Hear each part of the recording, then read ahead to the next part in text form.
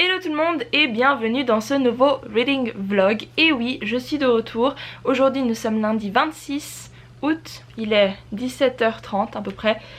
Et je commence un petit peu tard ce reading vlog, mais bon, j'étais un petit peu occupée cet après-midi. Ceci dit, j'ai déjà une lecture presque terminée à vous présenter. Et si vous suivez mon Instagram, vous savez déjà de quoi je parle. Il s'agit de The Final Empire par Brandon Sanderson. Et c'est le premier tome dans la Mistborn Trilogy, qui est sûrement appelé en français Le Fils des Brumes ou je sais plus si c'est les ou le Fils des Brumes, et c'est probablement appelé l'Empire Final ou le Dernier Empire, je ne sais pas. De toute façon je mettrai les liens dans la barre d'infos juste en dessous. Et du coup il me reste 100 pages. Il me reste 100 pages et j'ai vraiment dévoré ce bouquin parce que c'est juste incroyable. Je sais, si vous avez vu mon vlog sur Elantris, aussi écrit par Brandon Sanderson, vous savez déjà que j'étais un petit peu complètement folle à propos de cet auteur, puisque je l'ai découvert avec Elantris et je me suis dit oh mon dieu c'est génial, cet auteur est un génie, il faut que je lise plus de livres de lui. Et c'est ce que je suis en train de faire. Et en fait les fans de Brandon Sanderson disaient très souvent que Elantris c'était le moins bon. Mais comment, pourquoi? Ce livre est absolument génial. Et maintenant je comprends, parce que quand on lit The Final Empire, c'est du Brandon Sanderson, mais en mieux, si on peut encore faire mieux.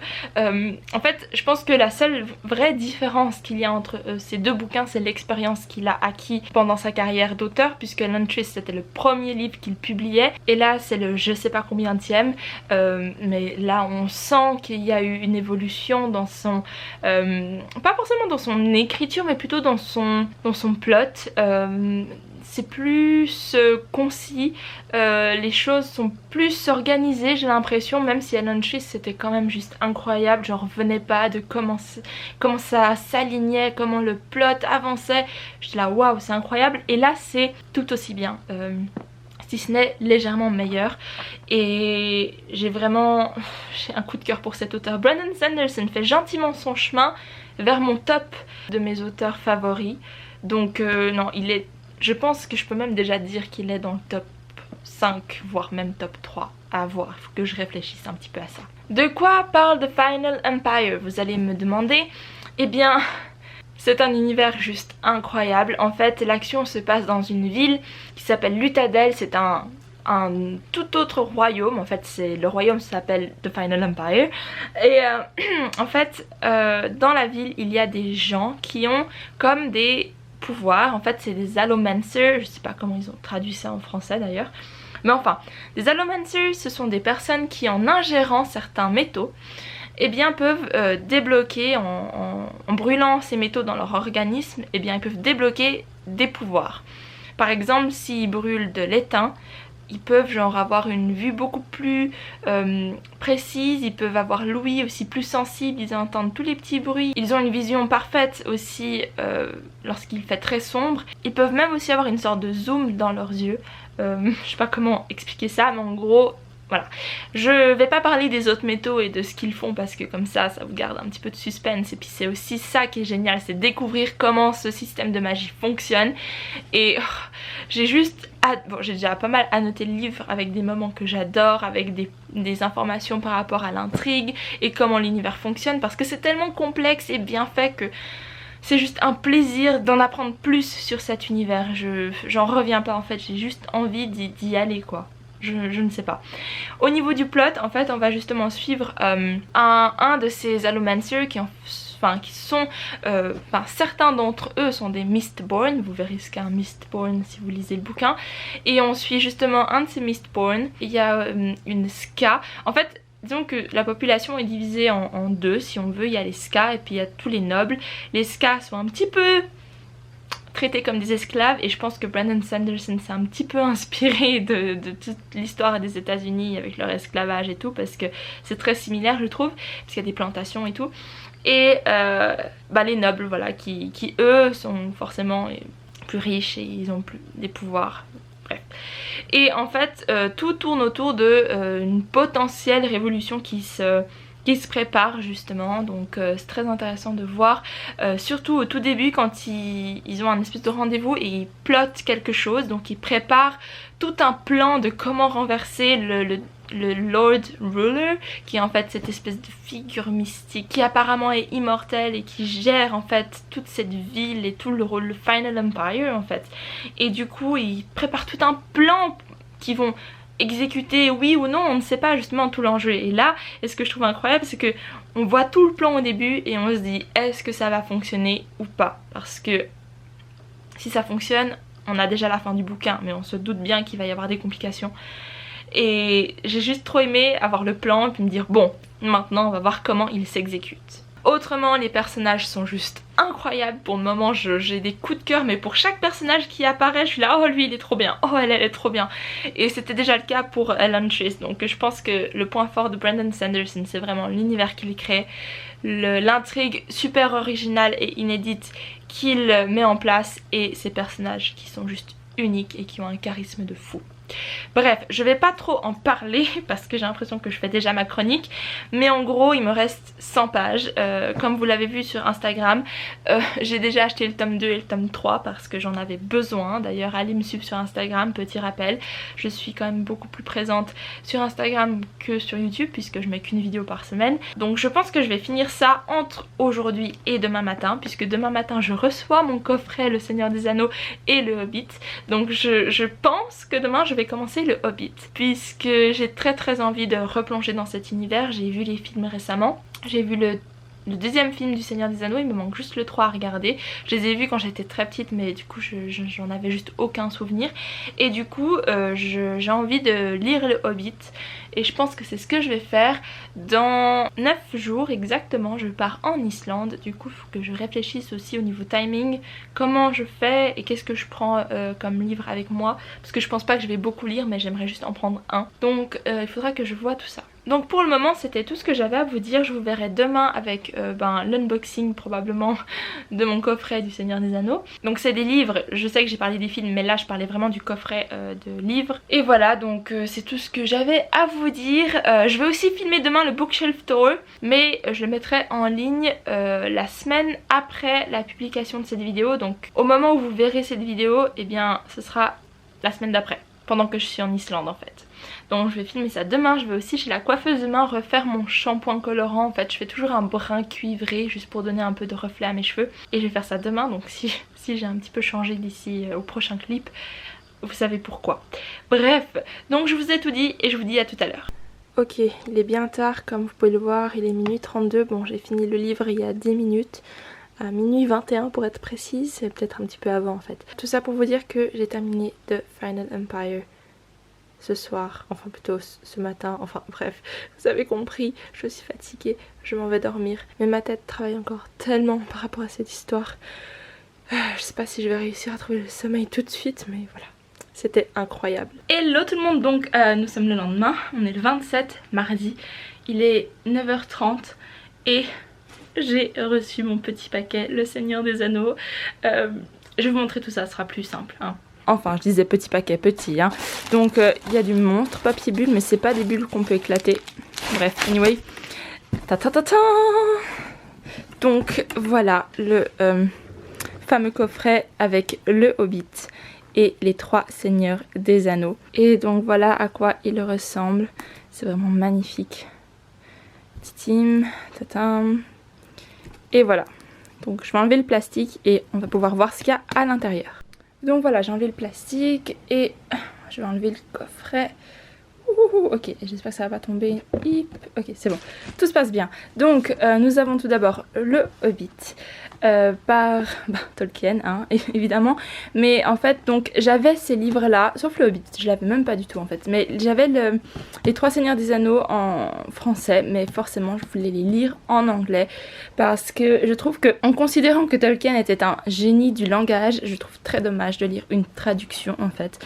Donc il me les fallait en anglais, donc le Hobbit, The Fellowship of the Ring, The Two Towers et The Return of the King. Donc ils sont magnifiques. En fait j'aime beaucoup aussi les côtés parce que forcément ça nous fait une jolie collection. Bon il y a le Hobbit au milieu, ça va pas. Enfin vous avez compris le concept avec les couleurs, c'est vraiment magnifique. Waouh.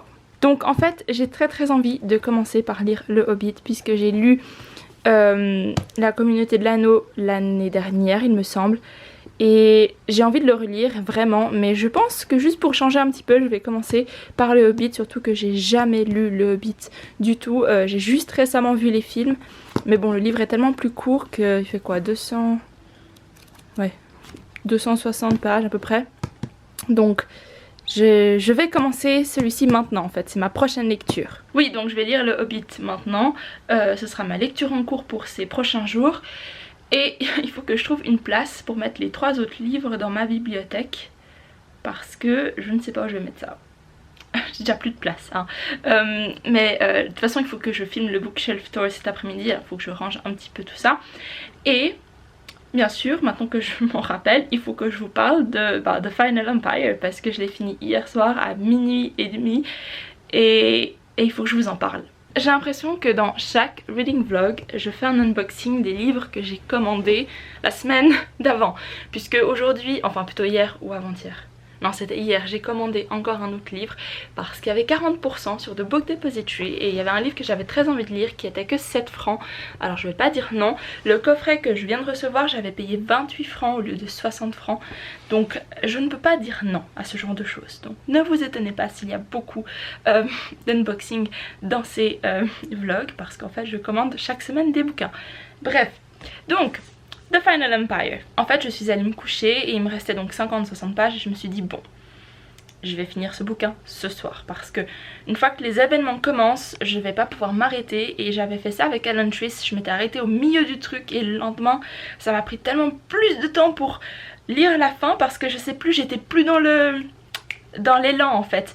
Donc là je me suis dit je vais le terminer et c'est un coup de cœur, hein, 5 étoiles, il y a même pas de doute là-dessus. La fin n'était pas trop en cliffhanger donc ça va, c'est pour ça que je me permets de lire Le Hobbit avant de continuer avec le tome 2. Brandon Sanderson a quand même une façon incroyable de décrire les scènes d'action et les scènes de bataille puisqu'en fait le système de magie permet aux protagonistes de faire des choses quand même assez incroyables physiquement et du coup il y a quand même pas mal de paragraphes de description des gestes qu'ils font ou alors des manipulations et tout et du coup c'est quand même assez gros mais j'arrivais quand même à imaginer le truc comme si c'était un film où les scènes de bataille s'enchaînaient et puis les et des trucs comme ça et bref c'est moi qui m'emporte mais c'était juste incroyable, la fin était captivante et j'ai beaucoup aimé que ça finisse pas sur un plot twist majeur parce que ça nous laisse juste entrevoir ce qui va se passer dans le 2e tome. C'est comme un presque dénouement mais en fait on n'a pas vraiment le fin mot de l'histoire, il faut voir comment les choses vont évoluer dans le 2. Donc voilà, j'ai juste envie de retourner dans cet univers parce qu'il y a quand même 2-3 choses qui n'ont pas encore trouvé leur réponse. Enfin il y a une réponse partielle mais on sent qu'il y a encore des choses qu'on va découvrir dans les prochains tomes parce qu'à la fin on a juste une piste qui nous dit que en fait le monde auquel Brandon Sanderson nous a habitués pendant tout ce premier tome en fait n'est pas encore tout à fait clair. Les personnages découvrent de nouvelles choses et nous on va les découvrir avec eux dans les prochains tomes. Donc voilà, c'est un univers superbe, je ne peux que vous recommander ça si vous aimez la fantasy. Si vous commencez dans la fantasy, je pense qu'il n'y a pas trop de problème en fait, je trouve ça beaucoup trop stylé, c'est très simple et c'est super cool à lire. C'est du high fantasy mais voilà, c'est pas encore trop poussé. Pour ce qui est du niveau d'anglais, c'est encore accessible mais comme je le dis toujours, il faut déjà que vous ayez lu quelques livres en anglais pour, je pense, lire de la fantasy en anglais parce que pour un premier livre en anglais, je ne sais pas. Ça risque d'être un petit peu compliqué. Mais non, sinon je l'ai annoté quand même pas mal. Beaucoup de choses intéressantes, beaucoup de choses importantes, beaucoup de world building. Comment on dit ça en français? Genre un univers bien construit, je sais pas trop comment dire ça. Enfin bref, c'était vraiment un plaisir d'être dans cet univers là. Et du coup, je vais me plonger dans l'univers du Seigneur des Anneaux pour revenir à The Mistborn Trilogy, je pense. À voir. De toute façon, vous verrez bien ça dans mes prochains reading vlogs. Donc là, je m'arrête, je vais aller commencer le Hobbit et je vous dis à tout à l'heure. J'ai trop hâte.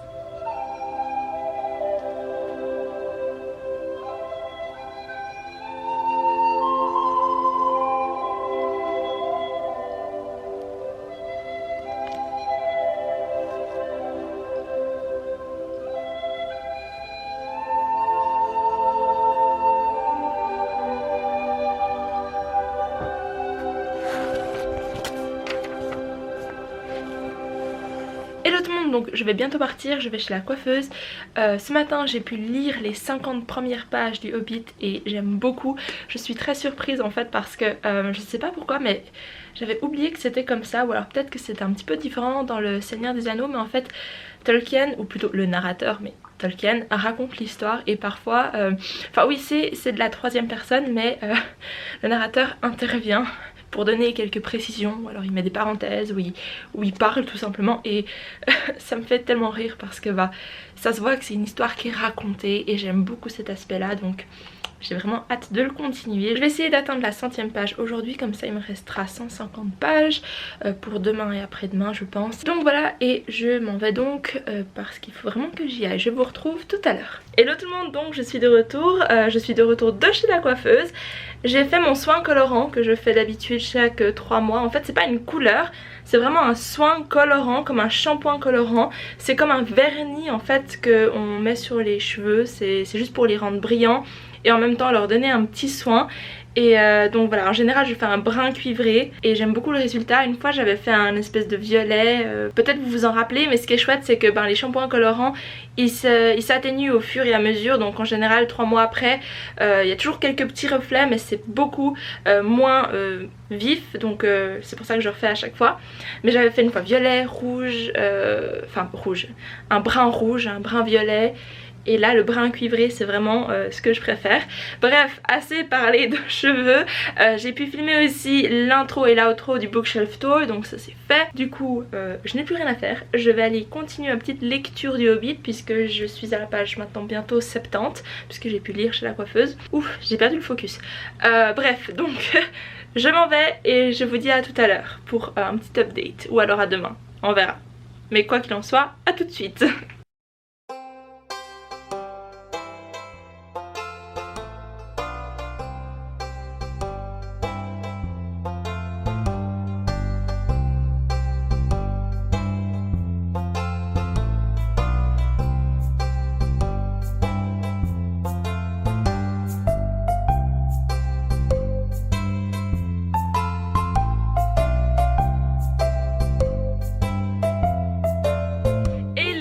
Donc j'ai terminé le Hobbit, nous sommes le jeudi 29 je crois, il est 14h30 et j'ai terminé ce matin en fait et c'était juste incroyable. J'ai beaucoup trop aimé retourner dans cet univers du Seigneur des Anneaux et du Hobbit et tout ça. Enfin j'ai vu les films récemment mais j'avais vraiment envie de découvrir le livre et pour le coup c'était tip top.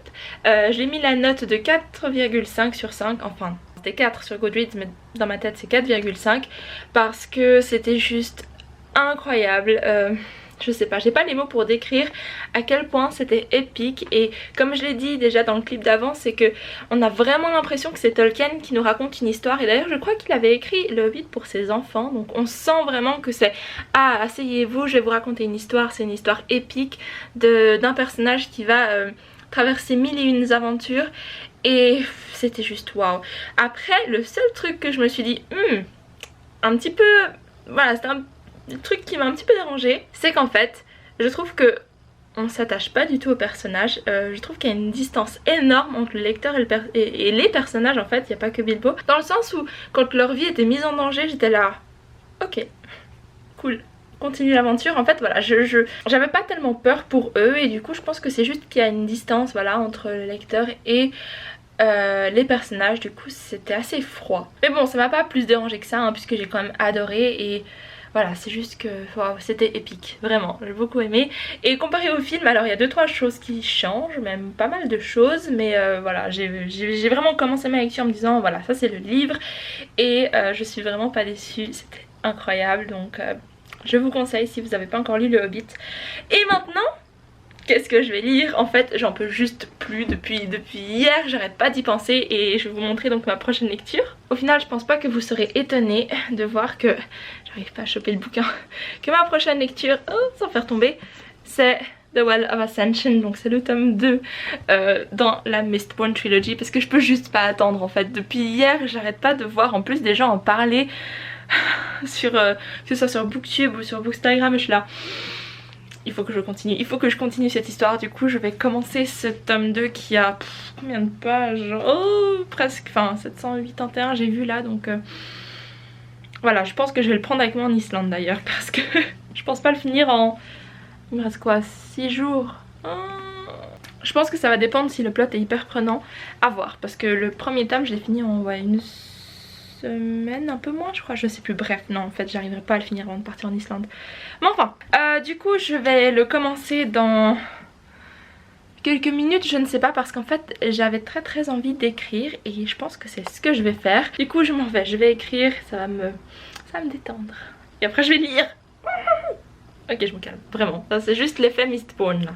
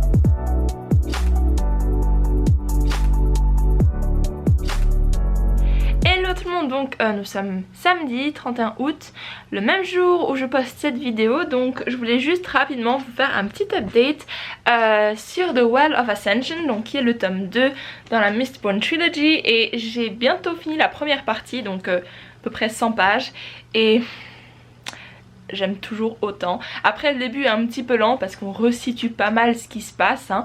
Mais on voit déjà que quelque chose se trame et j'ai juste trop hâte de continuer ce bouquin. J'ai pas vraiment eu le temps hier de filmer parce que j'avais un truc de L2. En fait en Suisse on doit faire un espèce de, pas un test, mais on doit faire un cours après avoir eu notre permis, puisque dans les 3 ans qui suivent l'obtention du permis, en fait on a un permis provisoire et après 3 ans on a le permis définitif, et puis pour l'avoir il faut faire un de ces cours. Enfin bref, ça m'a pris toute la journée donc j'ai pas lu vraiment hier, mais donc j'ai lu un petit peu ce matin et j'aime beaucoup trop ces personnages, cet univers. J'ai pas grand chose à ajouter parce que je vous ai déjà pas mal parlé du premier tome dans cette vidéo, et puis bon là c'est un deuxième tome, pas trop envie de vous spoiler non plus, mais enfin je voulais juste revenir sur le Hobbit en fait, parce que je me suis dit peut-être des gens vont me demander ce que j'en ai pensé par rapport au film, et je dirais que en fait il faut lire le Hobbit, enfin il faut plutôt distinguer le Hobbit film et le Hobbit livre, parce que comme j'ai dit c'est très différent et les personnages sont beaucoup plus